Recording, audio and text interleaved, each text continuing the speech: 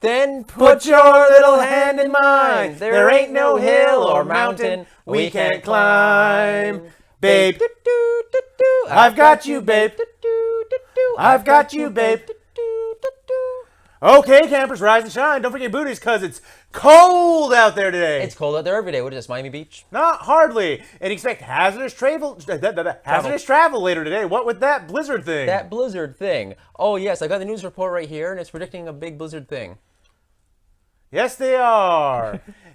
And you know what makes today especially exciting? Especially cold. Yes, especially cold. This is the question on everybody's lips. They're chapped lips. Yes, they're chapped lips.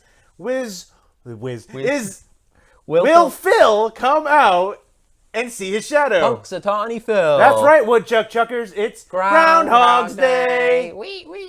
It's Groundcast today, a Groundhog Day podcast. You gotta say it stone cold. Groundcast Day. A Groundhog Day podcast. A Groundhog Day podcast. Please search it in the YouTube search engine. I'm Randy. I am Bobby again.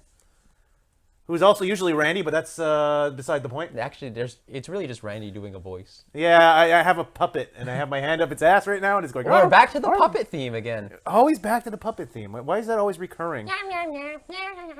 Oh, yes, before we get sidetracked, it is currently May 24th, 2019, 9:01 p.m. A little late this time. I had to work out. Still in office. Bobby had to work out, and I haven't cooked supper yet. Mm-hmm. Yeah, he's still in office. That's all we're going to say. That's all we're going to say.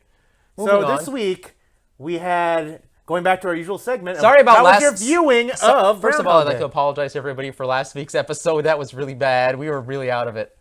Or at least I was. So back to our usual segment. How was this week's viewing of Groundhog Day for you? This week, I finally got... I finally transferred it from the other computer to my computer so that I could actually watch it on my own, and I live streamed the whole thing by typing a bunch of messages to you. He basically live tweeted, not live streamed. He doesn't understand the usage of words. No.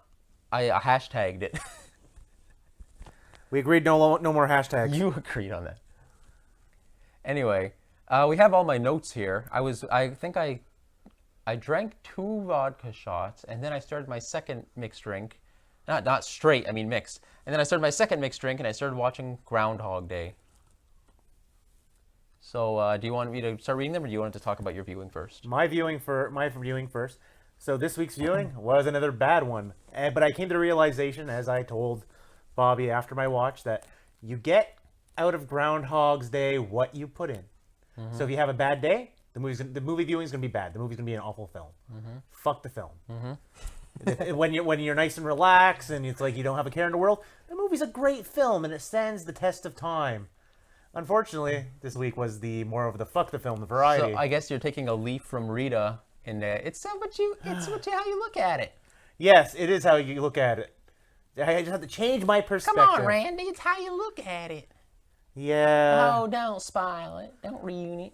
I'm sorry, people. I know I do really bad voices, but that's all I can do. Mm-hmm. So, yeah. So Randy learned something that I think we already talked about in an earlier episode, but if there's anything this podcast is about, it's repeating the same thing over and over and over. Stop hitting things. Okay. I'm making more percussion and audio distortions. Let's read what I talked about. Where do I start? Okay. So I started with polka music brings us into yet another viewing of Groundhog Day on my second double.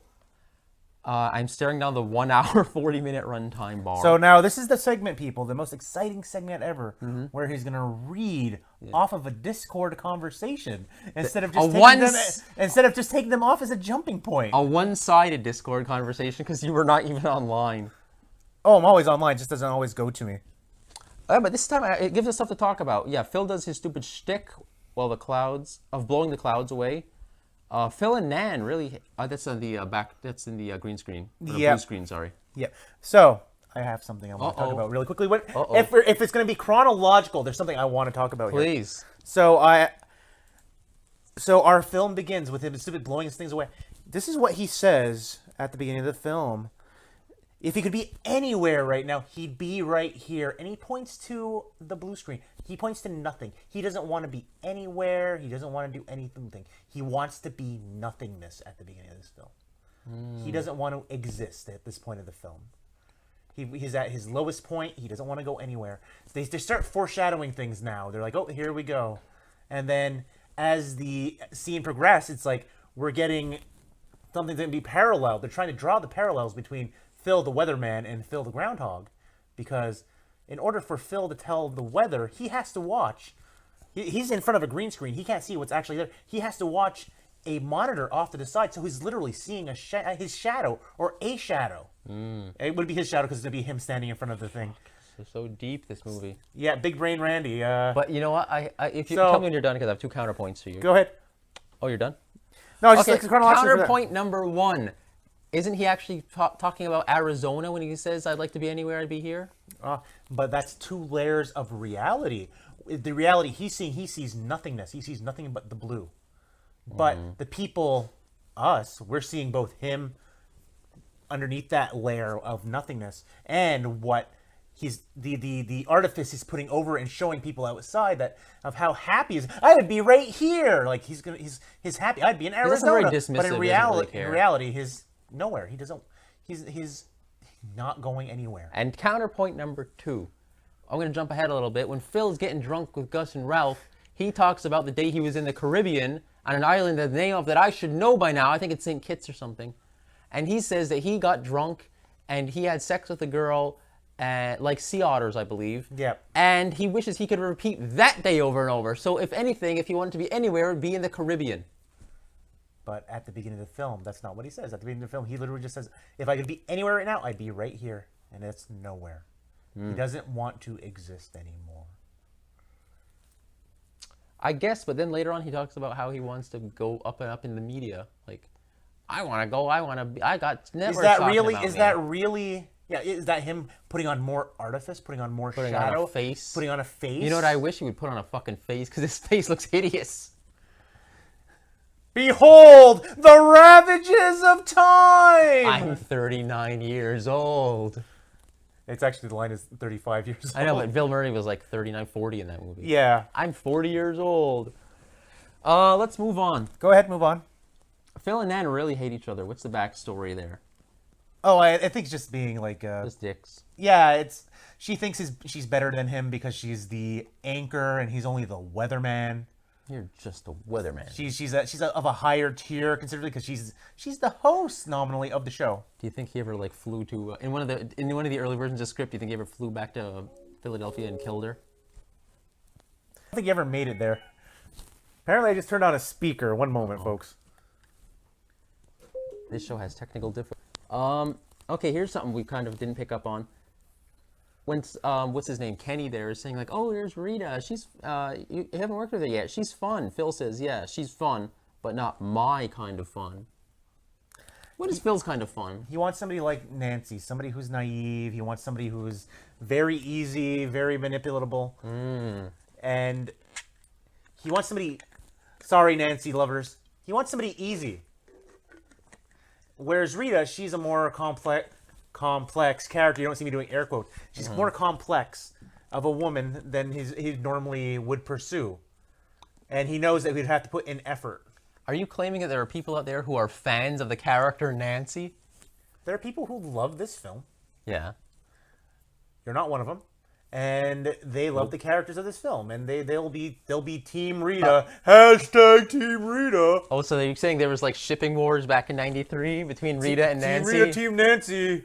But the thing about Nancy Can I just say that whole entire trend has been ridiculous? I'm Team Stork. I'm Team Targaryen. I'm Team Jacob. I'm Team Edward. Vincent. I don't know the name. Edward, yeah. Vincent. But it's like that whole phenomenon was always weird to me. I guess people have so little to do in their lives that they have One to true pairing. live vicariously through a fictional show. What kind of nut would devote so much of their time to a fictional show, I ask you? Yeah, almost as if they may have watched the same product. Yeah, who the hell would watch the same damn thing over and over until they... How many times at this point?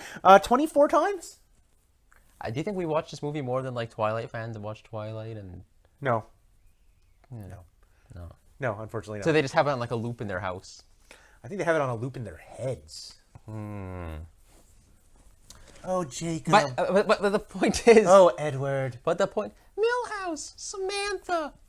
Hashtag Team Samantha, Millhouse Samantha, one true pairing, 1991, I think. But I'm putting it out there now, folks. The only one true pairing in all of fiction. Mm-hmm. Team Harry and Luna. Put that in your pipe and smoke it. So, anyways. The thing is, Nancy, first of all, she's not very prominent in the film, and even from a meta perspective, the actress didn't even go on to do anything, so why the hell would anybody be a fan of her? I don't know, but of all the women in the film, all the ones that he would, quote-unquote, court, she is the most prominent out of all of them. He only courts 3 women. That we see on things, and out of the film, she is the most prominent. And she gets the most screen time, and the most callbacks, the most... and there's like at least 1 or 2 other... technically other eligible bachelorettes. If you don't mind Phil being with a MILF. The piano teacher. Okay. And then there's Doris, the waitress. Those are the only ones who show any interest in him. They all kind of show interest in him after a certain point, but yeah. Not Debbie. Debbie kisses his cheek, but that's just in pure joy. Yep. And I can't think also of because she's jealous. And what's another woman who shows any interest? No, like I said, it's like the way they react on him. I was like, oh, it's at the end that last. But there are a bunch of old ladies. Yeah, there's the old ladies too. But everybody is very much like, we love Phil. Phil's the greatest. So it's like, yeah. Congratulations! Yeah. It was all in his head. Jacob's Ladder ending. But anyways, let's move on with your thing. And while you're doing, and I have a question to you coming up soon. Please. Where the heck was I? You're up to Blood Sausage. Yep. Oh, that was where I was up to? Yeah. Okay. I just realized, I don't think I ever realized this when he says to Rita, like, oh yeah, some people like blood sausage too. And then she just says like, I like blood sausage. I like blood sausage. And he says like, oh, you want some? Was he making a phallic joke? Why, yes, he was. But also he's messing with her as well. But yeah, he was making a dick joke. Yeah, because he's like, you want some? I got some right here. I got some in the glove compartment. Yeah, no, he was. It's like I said, she's not his type of fun, but she also good-naturedly takes it in sexual harassment. Mm-hmm. She does. See, it was 93, man. Nobody cared. He could have grabbed her tit and got away with it back in 93. Larry, here's a little fanfic. On the first night, Rita invites Phil to come to dinner with her and Larry. He's like, I'm not going. Have you ever seen Larry eat? And he mimes eating his hand. What happened to that dinner? They ate, and Rita was disgusted by what she saw, that she promised never to eat with Larry ever again. So you think she's on Team Phil? No, I just think she kind of went, oh my God, I made a mistake.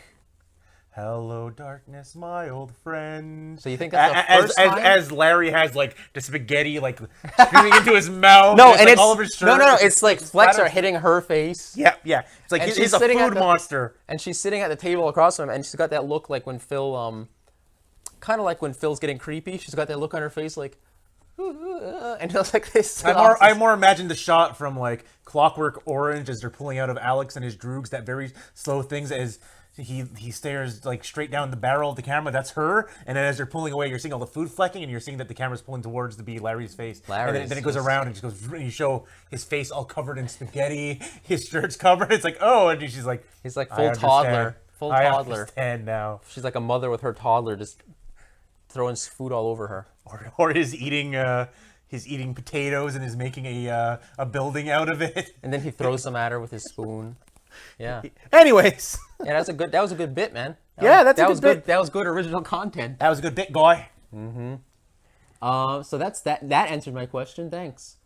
No, the hallway guy didn't die on February 2nd. Yeah. So we always talk about the fat hallway guy, we assume now is a ghost. Did he die on a February 2nd, and that's why he's haunting that day? No, I think he would be there any day. So he'd be there like the next day if when Phil and Rita wake up, we don't see them encounter him. Because we don't see them going down the stairs or they just teleport outside that day. They're just, it's like we get a So they just like pushed the ghost out of the way, like no, they ran right through him. They're like, excuse me, ghost. That, or as you'll say later on, he's free because he gave him I'm gonna fast forward I'll fast forward straight to the end of this thing. At some point, if only we could Bobby do that with says, the movie. You can watch it at 1.5 speed on occasion. Bobby says near the end that... This time I watched it at 1.5 speed, not by choice, but because the DVD in my slot started screwing up and it just started going wacky and I didn't want to stop it because I didn't... That's what I was trying to say. It's like, how was your viewing session? I forgot! His system was possessed. It was and it started going all fast and I'm like, okay, I guess we're doing this now.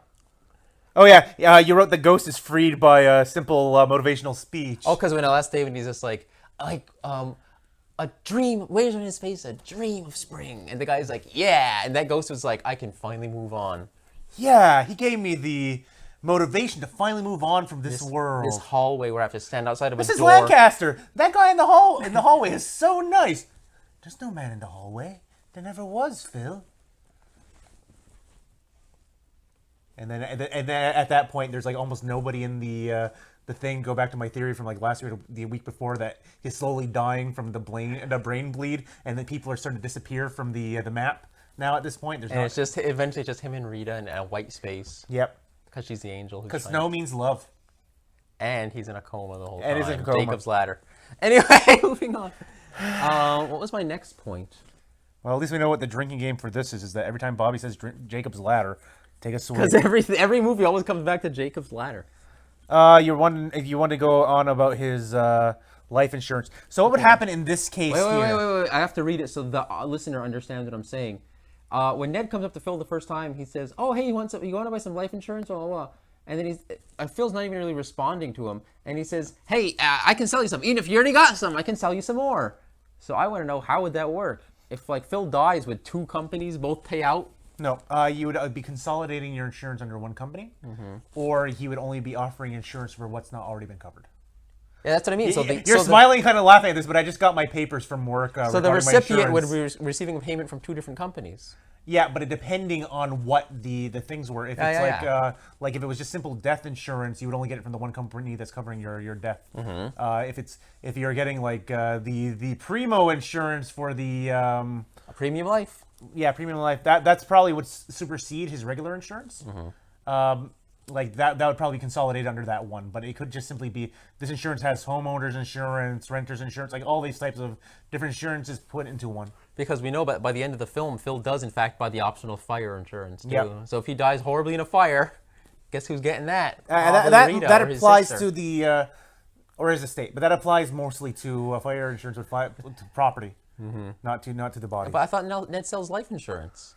He sells life insurance, but he also sells premium insurance. Oh, so you can sell all sorts of insurance? Yes, you can sell. He can sell a lot. Whoa, you just blew my mind, man.